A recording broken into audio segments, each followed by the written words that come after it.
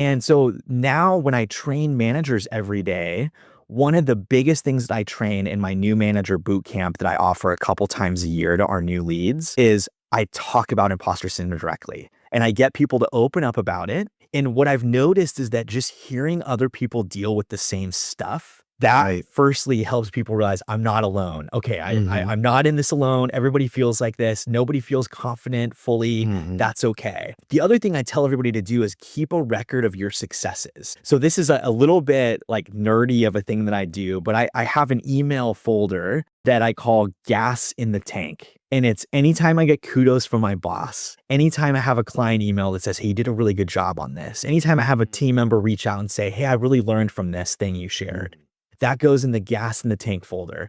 So when I'm feeling a little low on gas, I'm feeling low in self-confidence, I don't know if I can do it, I go back to that folder and I remind myself of these accomplishments and I encourage other new managers to do the same thing. And that's been really helpful. But, whenever you're caring, like, actually, like, listening to Superpower, Yeah. I think that goes a long way as a new manager, taking the time to listen, like, walk around, talk to people. Like I said, I had a manager friend, and he was in a factory, and everybody else is older, and they've been there for 30 years, 25, 30 years, It's like your 65-year-olds, like, what do you Yeah. do with that? Their biggest complaint was manager doesn't listen to them. No management listens to them. They make decisions without, they don't talk to them. They don't even talk to the engineers. They're on their own little C-suite up inside. So he kind of became that guy. He became very like a linchpin, became super valuable. And then because he could communicate on both sides. Right. Right. And then the other thing that was really a superpower for me when I started out in that new role is I went and I tried to find the hardest job that everybody was doing on my team.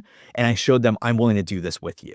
So at Mm. Target, that was we would have these trucks show up from the distribution center filled with tons and tons of boxes packed out before Black Friday or back to school or Mhm. Christmas. And the toughest job was known to be what they called, quote unquote, throwing the truck, which is getting in the truck and you're the one lifting all the boxes and doing all the heavy labor and passing it down the line. So I said, I'm gonna throw the truck. I'm gonna go in and do this. And an executive had never done that before in the store. Nobody ever goes in with all the team and throws the truck with them. Mhm. And I realized that little things like that, helping people feel heard, helping them feel seen, doing the work alongside them, it had a profound impact in my relationship with these team members because they felt like I'm part of it with them. I want to show them I'm in it with you.